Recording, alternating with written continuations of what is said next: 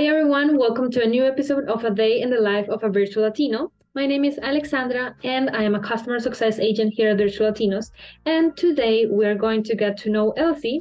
She's a medical assistant from Belize and describes herself as responsible, very professional, reliable, and disciplined.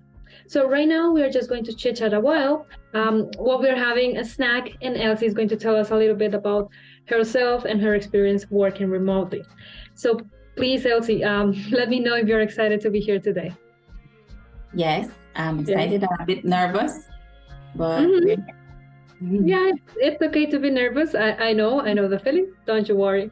Okay, so please, Elsy, can you please show the audience what you are having today for a snack? Oh yes, today this is very typical of Belize. Coconut tart. It's a little pastry dough filled with coconut filling. It has vanilla, cream, and then it's baked, and it's really good. It sounds delicious. Coffee.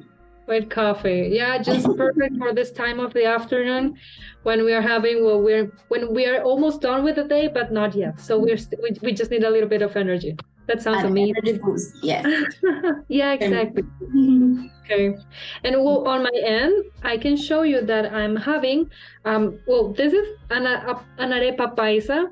This is basically a very normal Colombian arepa, but the difference is that normally Colombian arepas are a mixture of cornmeal, cheese, butter, and salt. But this one is basically cornmeal with water, and that's it.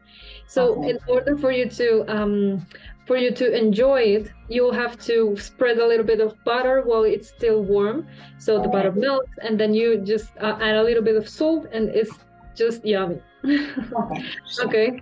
Well, and is that Colombian or Venezuelan arepa?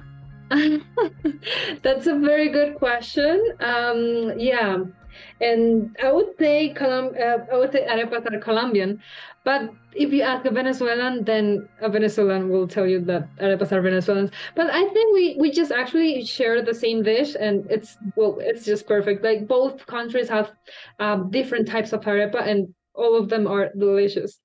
Okay. So thank you for asking. So now let's get started. And for the first question, I just want you to tell the audience, what is your professional background? Okay, my professional background is very, how can I say? It's very diverse. But what got me the job and where I have experience, which was in part with the job, it's clerical work, working in an office. So everything that I am doing right now, I had already done it in an office setting. Awesome. So this is different. It's the same thing, but now with technology. Yeah, exactly. In the times after COVID, now everything is online. But almost everything that I am doing, I had done it before in an office setting. Okay, yeah, it's actually an advantage that you have the experience to work in an office job. So now I would say that it's easier for you, but you will tell me a little bit later if it's easier or not. Okay. So thank you very much for sharing that, Elsy. Now I have a couple of personal questions for you. And the first one is if the 16-year-old you will be surprised to find you in this current job. Yes. Yeah. Very. Because what my career choice was, I wanted to be a nurse. I never thought that I could, I thought, and sometimes even now, some days I think I'm not capable, or I don't feel capable. But I think so far I have been doing pretty good. But if somebody would have told me when I was 16, fresh out of high school, telling me, oh, you're going to be a secretary, or you're going to be an assistant or a virtual assistant, I wouldn't know what that is. Because in high school was when I started, when I had my first, at that time was when we were being introduced to computers programs, software, Yeah, of and I course. didn't like it. And up to now, we're not very good friends, but I managed. I don't know. Okay. Oh my. Okay. But anyway, every day we learn something new. So I'm pretty sure. Well, this job have taught you a lot. So well, it's really good to know that the younger yourself, the younger you will be surprised and happy to find you at this current position right now. Thank you very much, Elsie, once again. So well, the next question is also personal, and I would like to know if you have any hobbies that you would like to share. Yes. Yeah, I like to read. Reading. I like to read, and also I like to watch TV and cook. And cook. Yeah. And about the little dessert that you showed, did you cook it No. yourself? No, today I was working, so I didn't have time to do that. Of course. Absolutely. Oh my God. Yeah. You wouldn't have the time to bake yourself. Okay. Okay. So well, it's really great that you enjoy cooking because to be honest, I do not enjoy that. I think I can just cook basics, but that's it. Yeah, that's it. Okay. Alrighty. Thank you again. So now let me ask, how is the day in the life of Elsie as a medical assistant? It's good. It's challenging. It's gratifying as well because you get to help people with different things.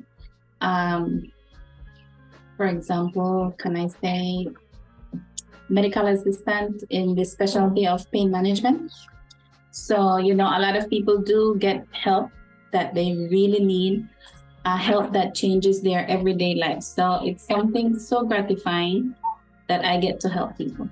It's overwhelming at times, challenging many days, but so far I think I'm going to be 3 months in with this position. I like it. You like it. Every day is different, and every day I learn something new. Yes, that's what matters in the end, that you actually enjoy your job and that you find it as gratifying. That's just excellent news. And so you mentioned that you are employed in the pain field, right? The pain management, yeah, medical field. Okay. And it's the closest to nursing that maybe I will never get. Yeah, I would say so. Okay. So I'm really glad that you're having a good time at job. And of course, challenges come every day, and every job has its own challenges.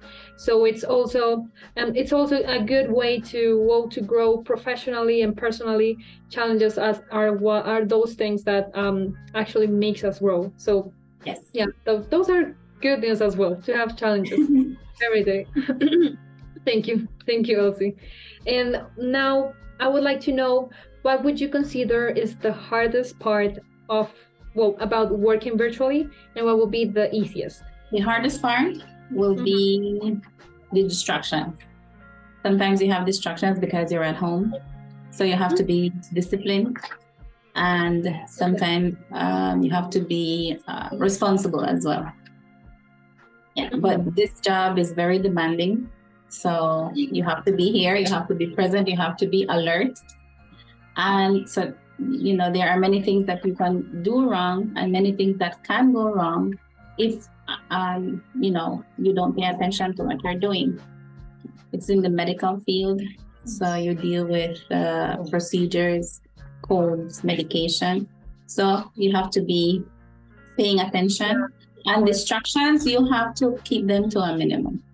So discipline is very important. Yeah, it's the easiest thing will be that I don't have to travel. Okay. Yeah, it's true. I am home. I have my dedicated space to work. So, I go from my room, my bedroom, my kitchen, to my bathroom, to the office. That's just one of the perks of working virtually. So thank you for sharing that, Elsy. I'm pretty sure that your job will keeps you very busy, and I'm pretty sure you can easily avoid distractions because as you said, you have to be alert and yeah. Okay, so now I would like to know if you always wanted to be a virtual assistant. Actually, no. Like I said, I would have believed that I will be doing this.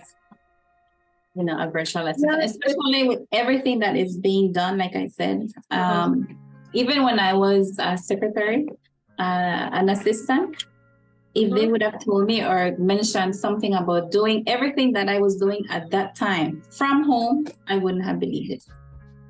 Yeah, I know. I thought the same, and actually, yeah, I didn't even think about being a virtual assistant before the pandemic. And this is something that came with the pandemic, and I actually appreciate it. One of the good things that came with the pandemic. One of the very good things, yeah. Very little. Very little good things. But yeah, I do appreciate virtual work. Yes. So now let me ask you, why did you choose Virtual Latinos? Actually, I didn't choose. I came across it by, how can I say, one of the things that just happened, and I was at the right place at the right time, and a friend referred me. I know we had worked together at a call center, and he knew me. We had worked, so he knows, he knows that my type of job and the type of person that I am. So he told me, you know what, this is something similar that we were doing, but you can do it from home. And that's when I decided to give it a try, because I was actually looking for employment. And he sent me the link. I received an email from Mr. Jaime, and I followed everything that I needed to do, did all the tests. And that was in August. By September 13th, I had been accepted. And on October 13th, I got hired. You got hired. Wow. Okay. So I sent my first proposal, and on my first proposal, I got the interview, and I got picked as the top 3. Okay, those are excellent news, and I do congratulate you. I can see that you have the dates very clear and in your mind, and that's cool. I can see, I can notice that you were very excited and thrilled about the process and about being hired. Yeah. That's awesome. Okay. It's a tedious process, but it's worthwhile. Yeah, yeah, it definitely is. And that's exactly why I would like to ask now, and as the last question, what would be that one piece of advice that you would give to someone that is interested in becoming a virtual Latino? I would say, if you think, if you want to work from home, if you want to become a virtual Latino, do your research, take the plunge, send your information, do the application, and go through with everything. Yes, I know that sometimes you would say, oh, I can't do this, but yes, you can. Everything is right there, and you can do it. Yeah. A great piece of advice. We do appreciate that. Thank you very much, Elsy, for taking the time to be here. So now I just want to thank everyone to maybe seeing this video right now. Please don't forget to hit the like button and subscribe to see more episodes of A Day in the Life of a Virtual Latino. Stay tuned. Our next episode will be out very soon. Thank you very much.